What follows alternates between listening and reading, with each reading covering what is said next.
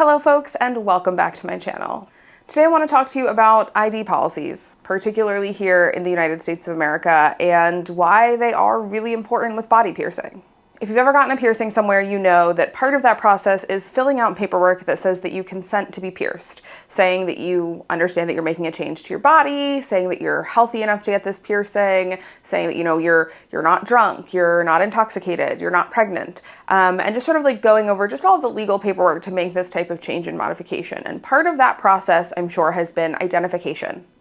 So that might be the studio asking to take a picture or a photocopy of your ID, or the studio needing to see some form of ID like your birth certificate and your school ID. It's a pretty common part of the process. A quick scroll through 30 or 40 piercing studio websites of studios that I know show all of them have very clear ID policies listed online. They state that they'll need identification to do a piercing, and they state what that identification will be. And this kind of isn't really anything like abnormal to us as a society. You need an ID to buy cigarettes, you need an ID to buy alcohol, you need an ID to get into certain events or clubs or things like this.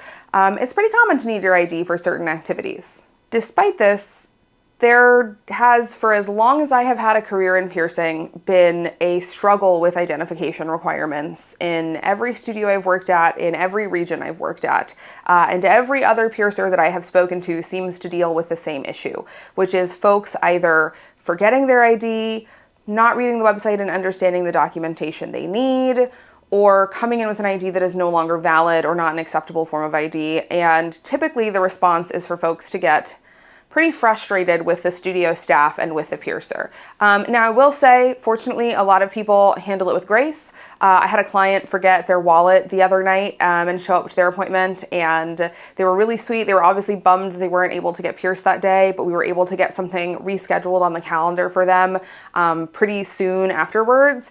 And they were very apologetic, very kind. I understand that it's super disappointing, honestly, to have planned to get this piercing you're really excited about and hyped yourself up, especially if you're nervous. And depending on the piercing, maybe you really thought about it in the timeline of your work week or your school or things like this. And to show up and not be able to get it done fucking sucks. That's kind of a more painful outcome than just getting the piercing you wanted in the first place, in my opinion. It truly does. It is awful. But the piercer and the studio does not control that identification requirement. Identification requirements fall out of one of two things. The first is state and local law. Different states and different cities and even different counties can have different requirements on what identification is necessary to get a piercing. Most states require just your classic ID if you're over the age of 18 for any piercing or tattoo. And then states can have varying requirements for minors. For example, when I worked in Florida, you have to get a notarized consent form filled out by a notary if you want to get a minor a body piercing. Now that I work in Washington, we just need your birth certificate and some identification for parent and kid, and we're able to do the piercing. No notary required. So there's some variances state by state, but for the most part, a valid government-issued ID is what you're going to be required to provide. And that's very similar to alcohol and cigarettes. Basically, we need to make sure that you're old enough to be consenting to do this. So we can't have someone come in who looks like they're older and is actually 16 or 17 and is just kind of trying to get a piercing, and maybe their parents don't want them to get it, or maybe they can't get it. We got to make sure that you are of age, you are of a legal age to permanently make a modification to your body, and that if you are underage, that you have a parent or legal guardian that is signing for you. And this really is just out of, a concern for safety, right? I don't think really bat an eye at not selling alcohol to minors or cigarettes to minors. What does, a 13-year-old need with a beer? Well, same thing. We want to make sure that minors don't just come in and decide to get 6, 7 tattooed on their forehead at the ripe old age of 12 and then have to live with that choice for the rest of their life. And same thing with piercings. So we have to make sure that you are legally of age to do this. And then the second area where these requirements can come from are insurance companies. So these are the companies we pay as a studio to help protect us. God forbid something happens. Let's say the studio catches on fire, we have insurance that covers us for that sort of thing. God forbid something happens with a client, and let's say they do end up getting a very severe infection from a piercing, or they have a very severe allergic reaction to something in the process. We have insurance to help us cover that and cover the cost of that. And insurance policies look at all sorts of risk that can be occurred by what is happening here, by getting a piercing. They look at those worst case scenarios.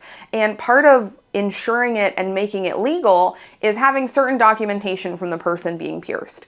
For example, many insurance companies have tiers of pricing for the type of services you offer. So I have to pay a higher insurance premium to be insured to do genital piercings and surface work.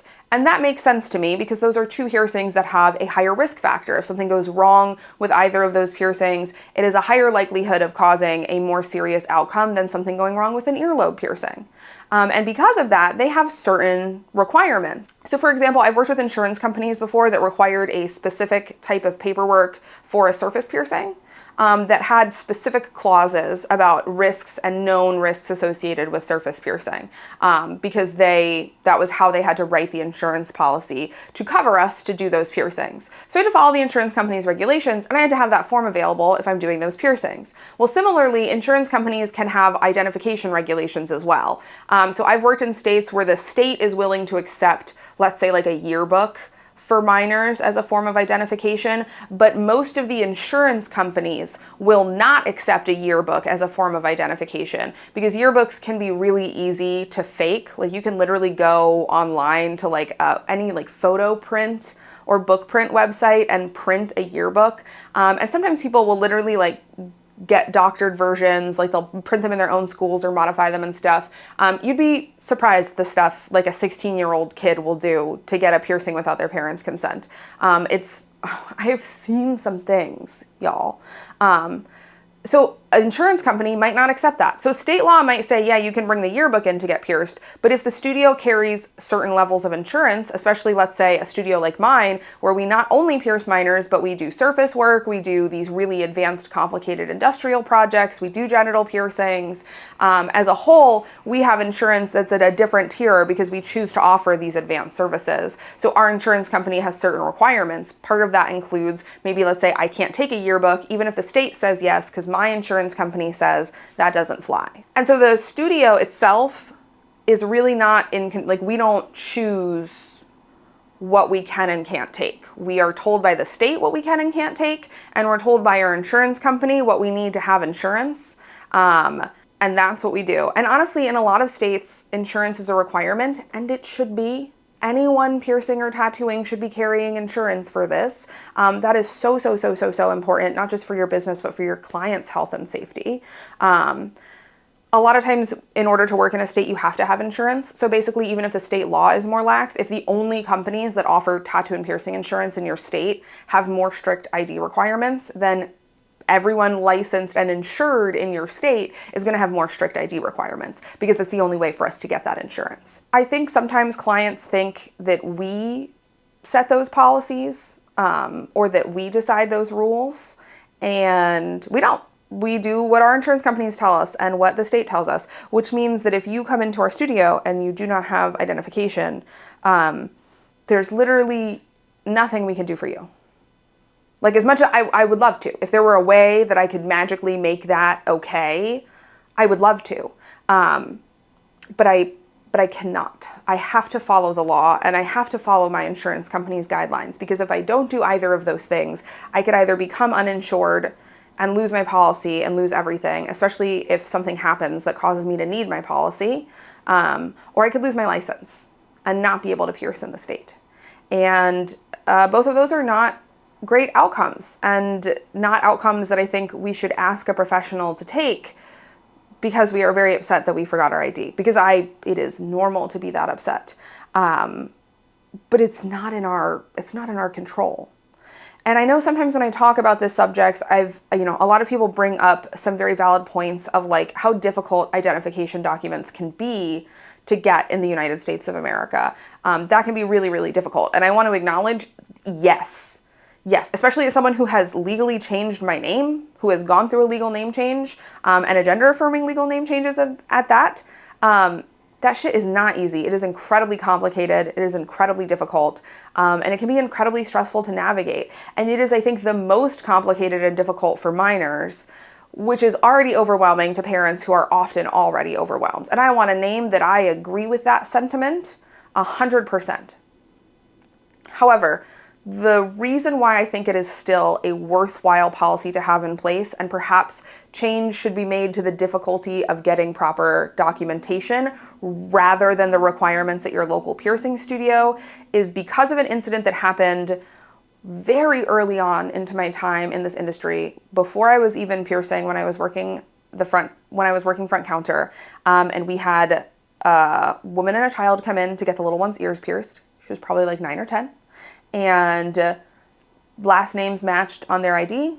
This was a state that was pretty lax about it. That was really all we needed, last names and addresses. And so we were like, cool, pierce the kids' ears. Everything was great. It was a lovely day. They left. 3 days later, another woman comes in, extremely angry, screaming from the moment she walks in the door that we pierced her daughter without consent, and how could we do this, and she's going to sue us. I immediately get my boss. My boss comes downstairs, calms the client down, tries to get information out of the client. We don't understand what's going on. We have no record of this client in our studio. Turns out that little girl that we pierced a few days ago was with her stepmom. And little girl really, really, really wanted her ears pierced. And mom kept saying no. So stepmom wanted to be cool mom and brought little one in to get her ears done.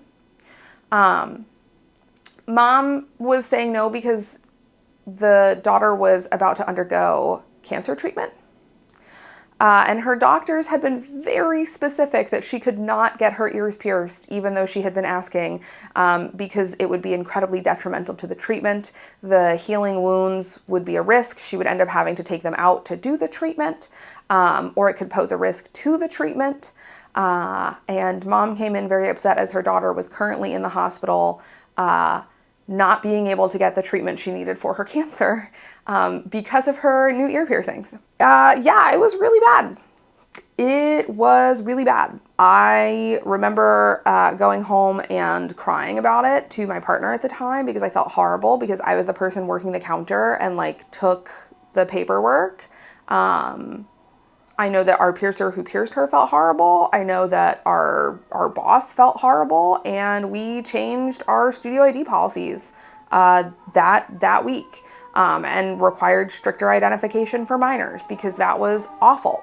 And now obviously it would be great if we lived in an ideal world where like people wouldn't do these things and where like cool older sister or aunt or uncle or stepmom or stepdad wouldn't take kids to come get pierced when it is genuinely unsafe for that child to have a piercing. But unfortunately, this is something that people do. There are all sorts of reasons people can be made to get piercings and tattoos underage that are incredibly unsafe. With tattoos, we unfortunately deal with incidences of domestic violence and sexual abuse and sex trafficking, and tattoos being done to mark these people and keep them in the situations that they're in. We deal with piercing in similar ways in very specific regions. We can sometimes deal with piercings in similar ways, and it's very unfortunate.